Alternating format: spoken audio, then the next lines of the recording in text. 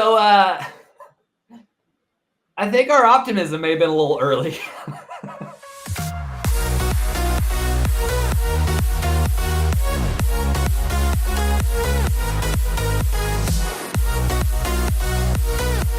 Welcome to the Almost Morados podcast on the State of Louisville Podcast Network. I'm Zach.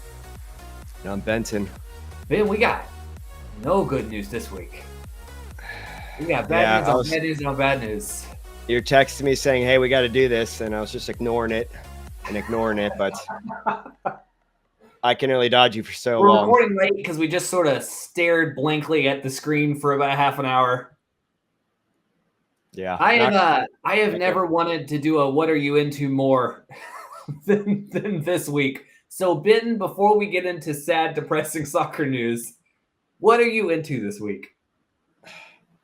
I'm still kind of in the same stuff. I've been watching a lot of movies. I watched this movie, Monkey Man, recently. It's like an Indian martial arts film. Yeah, it's Dev Patel, right? Yeah. And it's been advertised like pretty heavily, I feel like. And I don't feel like you usually see a lot of Indian movies like advertised like that, let alone a martial arts one. And not to mention it just looked really sick. So I'm like, all right, I'll check this out. The basic story itself is pretty simplistic, but again, it's a martial arts movie. But how they do it and a lot of their like cinematography stuff they do is really cool. And not to mention the fights are really awesome. Like, it's a great movie. So I watched that, and I guess the thing I'm into, I went to the Red Hot Chili Peppers concert this weekend up in Cincinnati at River Bend, day after 4th of July. My brother got tickets, a sold-out show. I was like, hey, you want to go? I'm like, yeah, I do. So getting to see those living legends is pretty cool. It's a good show. They certainly look old, but like I've not really missed a beat, except for Anthony Kiedis is now reading off like a teleprompter. Not for all of his songs. Not for all of his songs. Like, some of the biggest ones, like you could see he was going, but like at the beginning of the show, they do the camera shots. Like I wasn't very close. Like there was a lot of people there, and you just see his eyes like dart down every once in a while. And like, what's he doing? Is he like people in the front row? He's like, just like engaging with or something. And then it showed kind of like another camera angle, somebody else on stage, and you could see it like on the ground.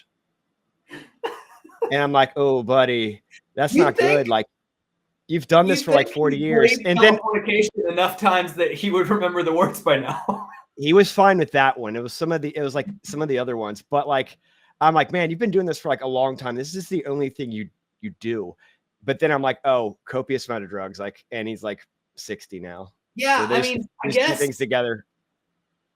Back when I was playing shows, my biggest fear in the world is that I would like walk up to start things off and completely forget every song. So if I had the option of having a teleprompter, I think I would probably take it. Yeah, he's a little later in his career, had a few more reps on some of these songs than you might have had. Anyway, but then I thought about like, yeah, he's like lived the rock star life, so like, all right, that's fine. Flea just staring at tabs the whole show. No, Flea looks like he's not missed the beat. He's looked ancient for like 20 years, but he was still that guy. And one real neat thing I noticed about it is that their instruments were just beat the shit. Like they were just like chips on them and stuff like that. Like it's probably the same instrument they've been using their entire time, which honestly is really cool. Yeah, I just happened to notice. I'm like, oh wow, these guitars and basses are like very not flashy. I got better looks. I'm like, oh, they're actually like kind of junky. And I'm like, that's a cool aesthetic. I'm here for that. So. But yeah, it's a good time. Sometimes you got a guy to make you 3 of those that all look exactly the same. So I wouldn't be positive it's the same ones they've used. Now my beef with the Red Hot Chili Peppers though is in their rider. Apparently they don't let people who buy bottles of water keep the cap to the water bottle, which I was a little miffed about because I went to refill it and use it again. So not happy about that decision. Red Hot Chili Peppers. I'm not gonna throw anything at them. I like them. Otherwise, it's great. So, can you hurt somebody with the cap? I'd be more afraid of the bottle than the cap. I don't know. They're probably very fragile humans at this point, but I couldn't keep my water bottle cap, and I'm like, dude, like the concession, I like, please. He's like, no, it's in the rider. I picked up Blood Sugar Sex Magic on CD from the record store recently. Used. It's one of my finds There you go. It's a good album. Yeah, I like Red Hot Chili Yeah. Peppers. It was a Up fun until time. about So, 1999. Zach, what have you been into? There's a new show me and Lori have really enjoyed this week. Phantasmus on HBO. It's Julio Torres, who he was a writer on SNL. I think his most famous sketch, he's the one who wrote the Papyrus sketch. Was that like a Ryan Justin Gosling. Timberlake or somebody? Ryan Gosling. Yeah, okay, that's what I'm thinking of. The Avatar font, yeah. And he did a show on HBO a couple years ago with Fred Armisen that I really like called Los Spookies. But he has a new show out now called Phantasmus that's like really out there. It's very like the whole thing takes place on like sets in just like a black void, and the sets aren't complete, so you can see like all the walls aren't there and stuff. It's very like dreamlike. Like he lost an earring in the most recent one we watched, and he thought he lost it at a nightclub, and so he had to go to the club, and there was a nightclub for hamsters that was inside of the nightclub he went to, and he had to go in and check there to see if they had brought it to the lost and found inside the little hamster nightclub inside of the bigger nightclub. But the hamster nightclub was a Walgreens now, which is like a very like New York City joke. Anyway, it's out there if you're into like real weird dreamy stuff. It's definitely one to check out. I think his stuff's always really funny. So it sounds like what I would classify as like stoner humor, which yeah. Although I will say you'll probably because it has like sketches inside of it that like are sort of weaved into the story, and several of the sketches, the way people talk reminds me very much of I Think You Should Leave. Like kind of aggressive yelling at the screen infomercial voice kind of gets thrown in there a couple times. So I think even though the vibe is probably weirder than the stuff you enjoy, some of the sketches inside have like I Think You Should Leave vibe that I think you would enjoy. I like really weird stuff. Like I'm a big fan of all of that, like just avant-garde, like Adult Swim shows, you know, from like 2000. Aqua Teen's like one of my favorite shows. It's so dumb and amazing. Like, and plus because he was on SNL, like a bunch of Saturday Night Live people show up as bit parts. Like there's a recurring thing going on where there's whenever there's somewhere that there's a TV on, there's a trial going on where the elves are suing Santa, and the main elf on the lawsuit is Bowen Yang from like the current season of SNL, and those are always really funny. So all right, I'm sold. After this, you gotta send it to me as a reminder so I can find a way to view it. It's on Max if you have Max. I don't, but I will find a way around that barrier. You can just use my login. Huh? I got other ways. All right, Ben. That's it. That's the episode, right? We're done. Yeah. All right, we'll wrap it up. Great, guys. Recording over. Thanks for tuning in. We'll talk next week. Bye, y'all. So, I think our optimism may have been a little early. No, like, okay, so if we're going to chronology. I feel very different about each of these games. So I guess let's start with Louisville City since that happened first. This feels like a blip. Like, I don't think we learned anything new about the team from this. It very much felt like they were the much better team in the first half, and none of their goals went in. And then Oakland had one really, really good sequence and scored, and that was the game. Yeah, I mean, look at it this way. Oakland, we're not used to this. Oakland's a good team this year. We got to respect that. They're like the third in the West, I think, something like that. Louisville City is probably at one of its most fragile points in terms of like just player loss. Traveling to California, you can never discount that. We talked about that we were talking before we start recording how small that pitch was. Like, again, none of these are excuses, but it does kind of like open your mind a little bit. It's like, okay, I get why they lost and why I shouldn't maybe be as concerned. They didn't get blown out. They didn't totally get outplayed. Go back and watch those close chances they got. They got, a little bit of bad luck there. 3 goals in that first half. Yeah, just work on that finishing a little bit more. The one that Oakland scored on was honestly a little fortuitous. That loss didn't barely just get a hold of that last pass before they tapped it in. Like, it was. You're not going to win them all. You're not going to march through the league as much as we want that to happen. And again, if we're going to lose, I want it to be competitive and against good teams, and that checks both those boxes. Doesn't mean I'm happy about it, but I don't know. One thing I'll mention, just because it is kind of a recurring thing that I've noticed in a couple games, that is something that happened here, is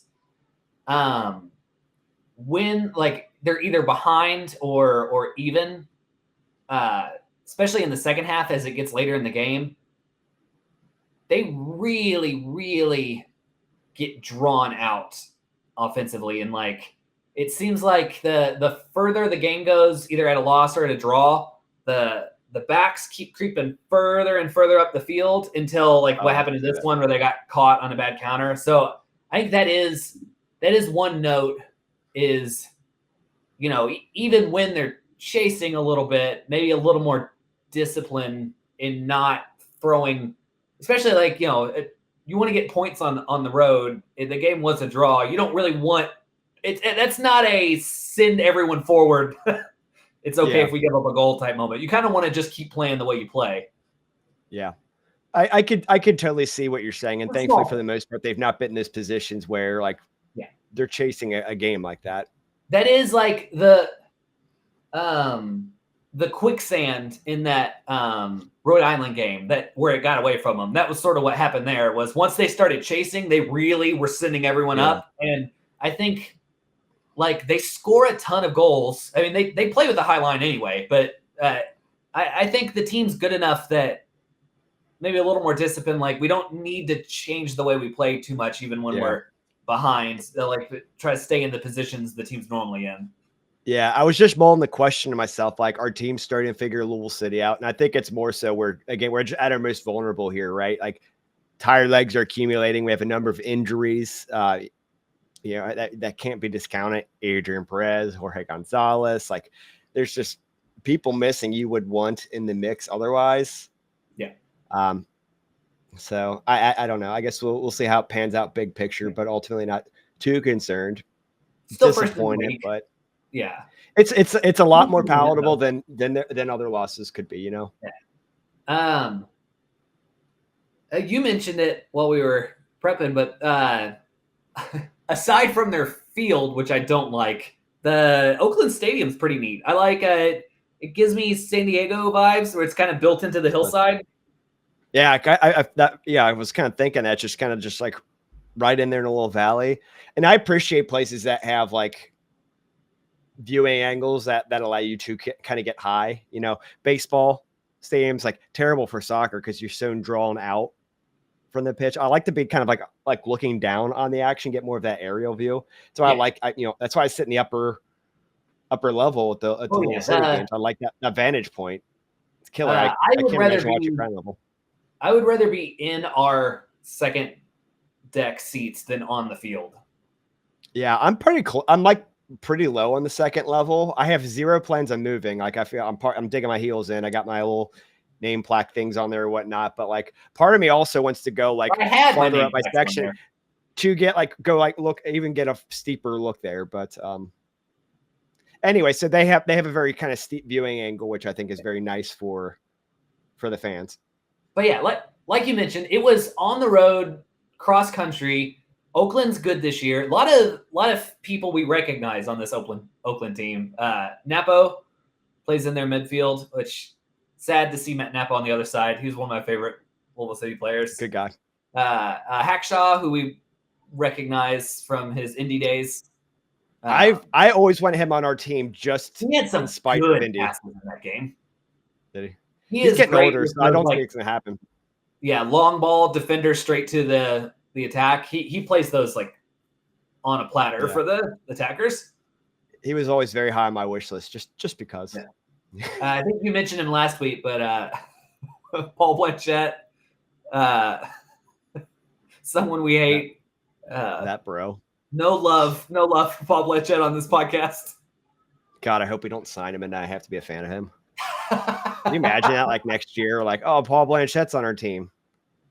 I'd be like, God damn it. I can hate our keeper. I don't think I would have to like him if we signed him. I just don't want to be in that position to have to like cross that bridge, you know?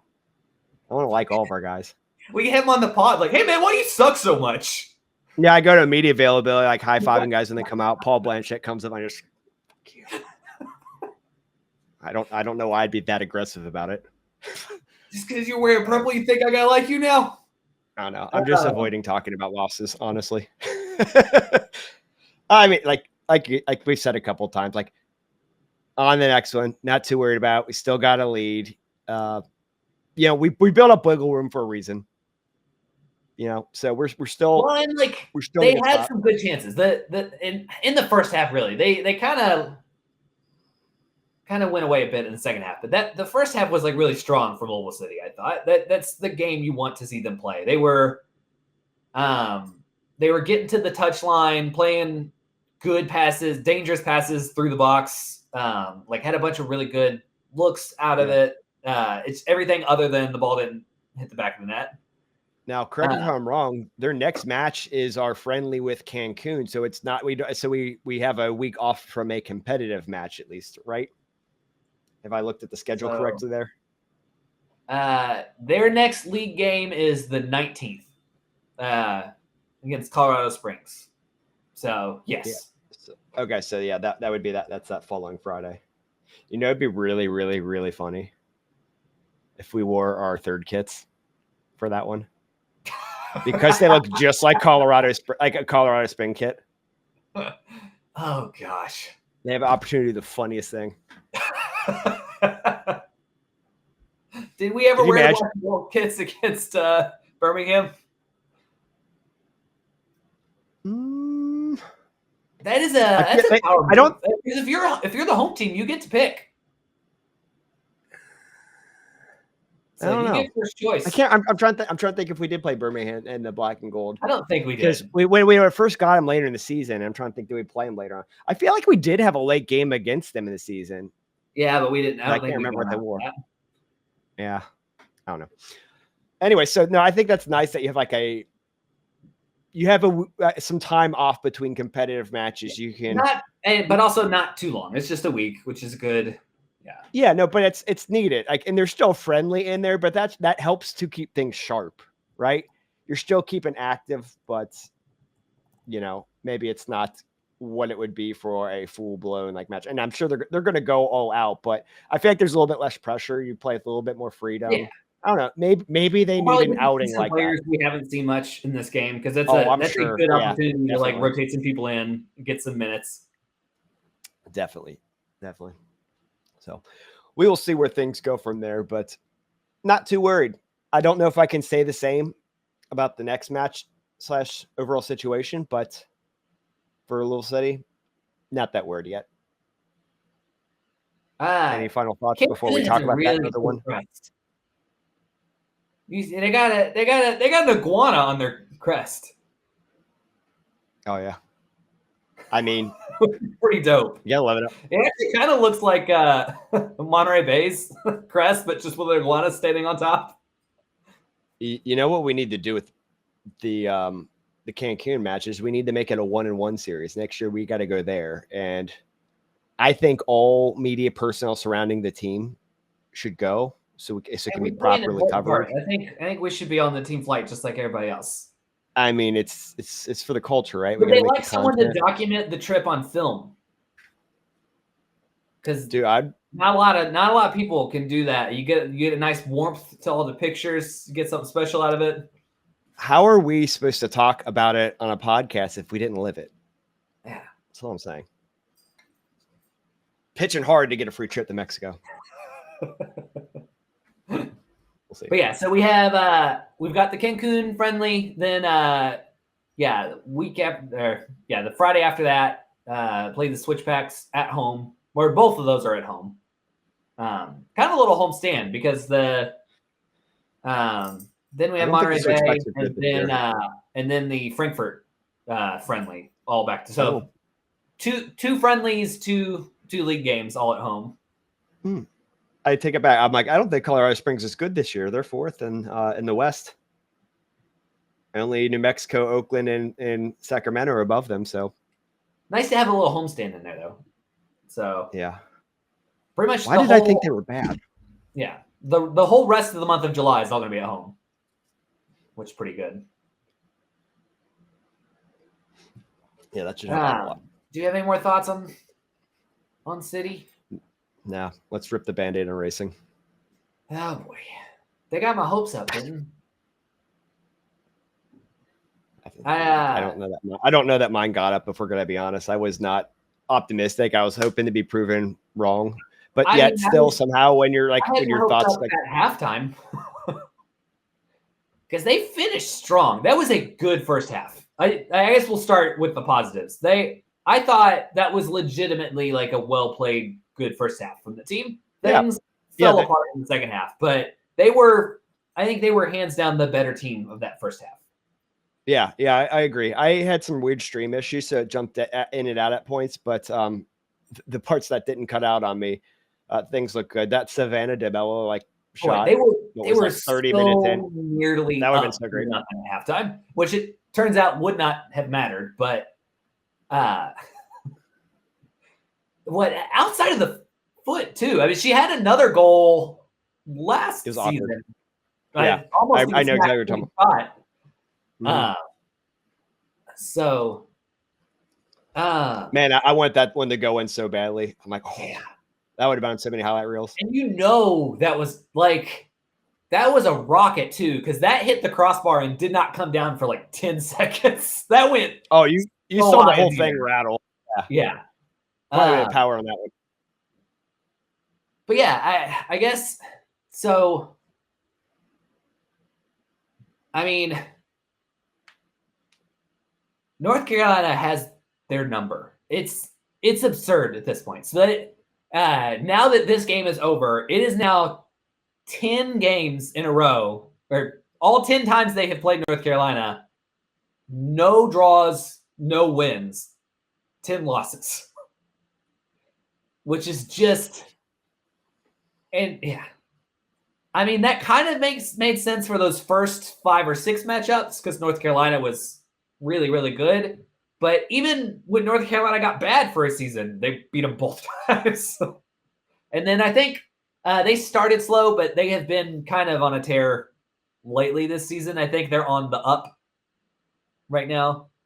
But yeah, so they, you got that monkey on your back. And I thought they came out, they played well, they got the lead. And then, like we've seen this season, they could not hold on to the lead. Yep. Game escalated a little bit on them. And I think they kind of got out they got out tacticked because North Carolina made like 2 or 3 subs at the half, and that's all 3 players who were responsible for all 3 goals.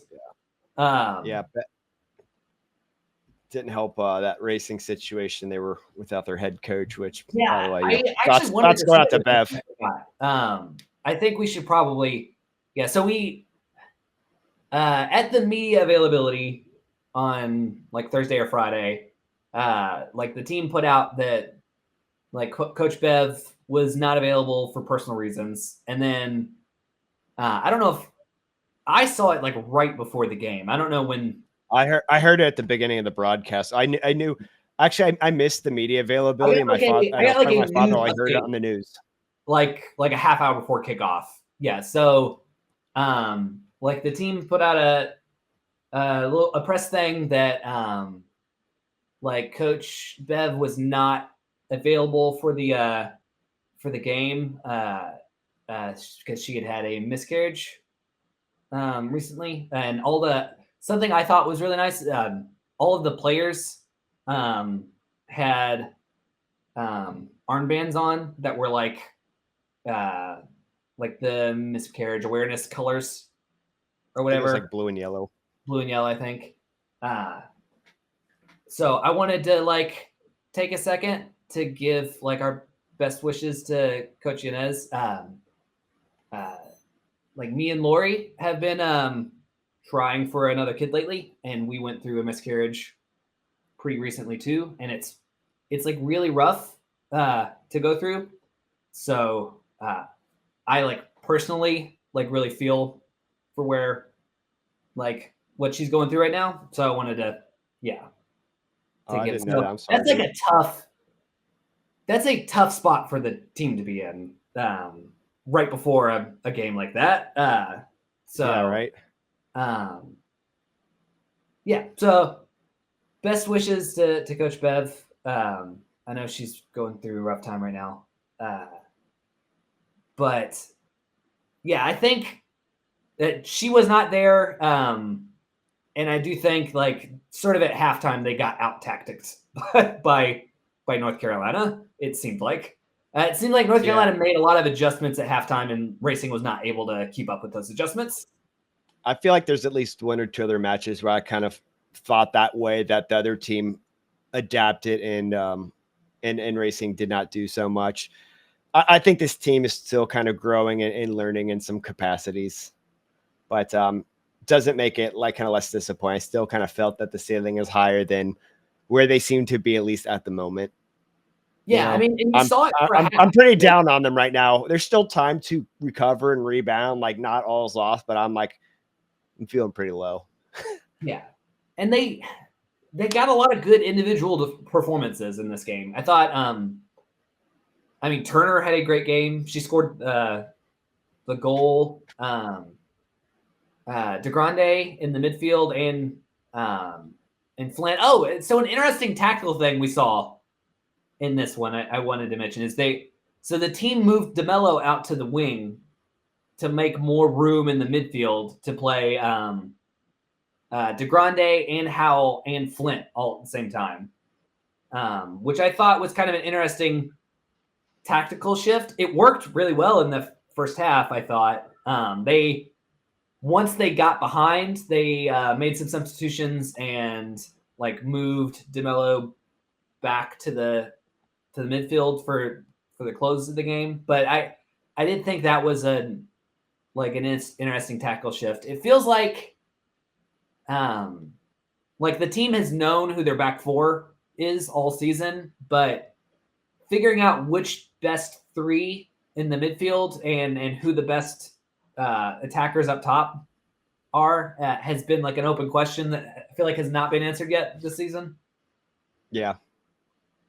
Yeah, no, I agree with that. There's kind of been, I feel like, a good bit of shuffling that could happen there, but I don't know if when you have a player as talented as DeMello, I like keeping her where she's at and having somebody else adapt to another role. And I don't know what's gone on at training. Maybe there's been more leading into that, but like you pointed out, it seemed to work, but yeah, I don't love that. I hope it was just kind of a temporary situation, kind of given the players they wanted and the team they were playing against. I don't know. Like I said before, I think they're still figured things out about this team, how to best use them. So, but if I'm not mistaken, they're gonna have a little bit of a break because of the Olympics to kind of. We have the Olympic break. I mean, we will have games. They'll just be friendlies. Yeah. But like kind of the same situation we're talking about the Cancun thing is that it's a little different. They have a pretty big break even before the friendlies start. I think their next game is against Monterey in that like NWSL versus Liga MX thing, and that's not till the 20th. So they've got, what is that, two full weeks basically. That's good. Yeah, they probably could use a time to step back, rest, recover, and I don't know. I could just re-examine this season thus far, what's gone well, what's not gone well, and kind of maybe take and apply that learning. Because I feel like when you're like playing these games week after week, right after one game's over, you got to turn the page to the next one. When you have a gap like this, it gives you a little bit more time to do some of that soul searching that otherwise falls in the cracks. It's a big gap though. So the next league game is not until August 24th. So it's like a full 1.5 months basically before. Man, the struggles of a growing league. And now it's going to be totally different next year too. They're going to have the Women's Cup in there, and they're going to have that NWSL versus Liga MX. So there will be games. That's not like they're going to take a full 1.5 completely off.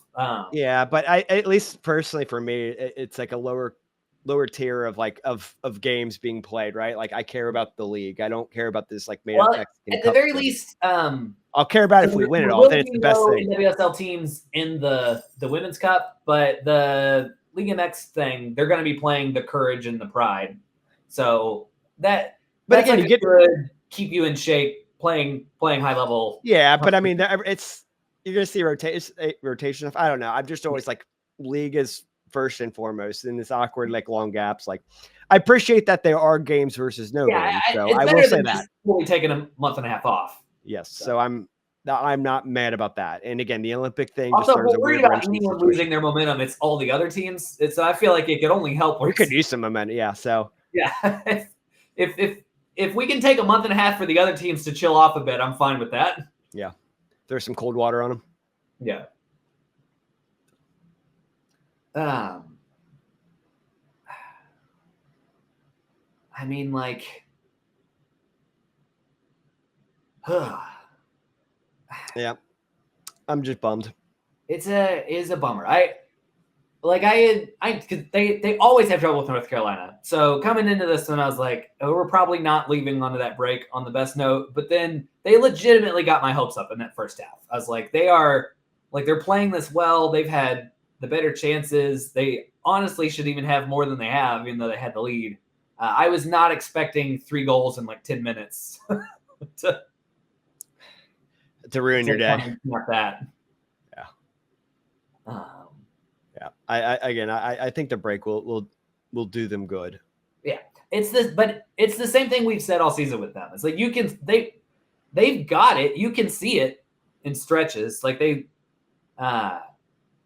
just like, it's like 10 minutes a game does them in. Yep. Basically. Yep. We'll see where to go from here. Again, it's not all lost. They're not that far like out of the picture, but yeah, it feels like a little underwhelming. We're past the midway point now. Yeah, there's still time though. Yeah. Gap's not that wide. All right. Well, Zach, did you have any other thoughts, news, notes, fun facts that you'd like to share with us? I think that was everything I had. Yeah, we'll see. I wouldn't mind another Women's Cup trophy. I think that would make me feel better. Yeah, see, when you win the trophies in this kind of tournaments, then all of a sudden it's like, oh, that was very important from the get-go, and all the other teams should have gotten the memo. Yeah, everyone cares about it. The first year of the Women's Cup, it was very important, but then its prestige fell off greatly. It could be back up this year, yet to be seen. Very self-serving narratives here. And I do feel like it's legitimately like theirs to lose, but not to like throw shade at the European teams. But I'll be honest, I don't have a good enough gauge of the female European landscape to understand where we fall against them. So we'll see. I'm told the NWSL is the best, so we will find out. They're improving faster than the NWSL is improving, but started from behind. So I think are still like I would still take an average NWSL team versus an average like Champions League team at this point. So yeah, we got the Olympics coming up, so that'll be fun. We'll have some of these fun tournaments. Louisville City will still be playing this whole time, so it's going to be a good summer. But hopefully, this is an opportunity to right the ship a bit, get some players healthy, figure out some rotation thing with the squad. Yeah, that'll be good. All right. Well, I think we'll call it here. We've been sad enough.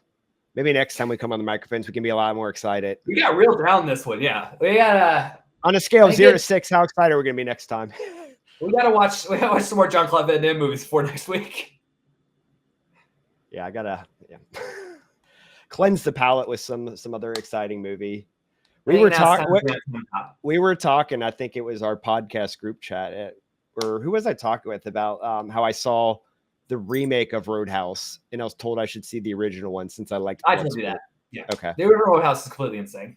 Yeah, and I still need to do that because a very hot Sam Elliott, which is a weird sentence if you've seen The Big Lebowski, but it's a peak Sam Elliott in that movie. The old cowboy. I don't know if I've ever seen him young or younger. Yeah, I mean, he still has a full head of gray. Well, it's like Salt and Pepper. But yeah, man, he's real hot in that movie. Anyway. All right. Well, I'm going to use that as a palate cleanser from our soccer disappointment this week. And I hope our listeners find something good as well. And then we can all rejoice next week when all is good again. Get all the points. All the points next week. All the points. So I think we don't have any points to get next week, but yeah. Yeah. Hey, let's get our something good to happen, right? Like maybe somebody comes back from injury, maybe some surprise announcement of some form. I don't know. Yeah, we'll get some good news. Something. Give me something. I'm struggling here. It's hot. We're losing. All right. Thank you guys so much for tuning in as always. We really do appreciate it. And thanks to the state of Louisville for hosting this podcast. Encourage you guys to check out the other fine podcasts within their network as well. Doing a lot of cool things over there. So with that said, catch you guys next week. Take care. Bye, y'all.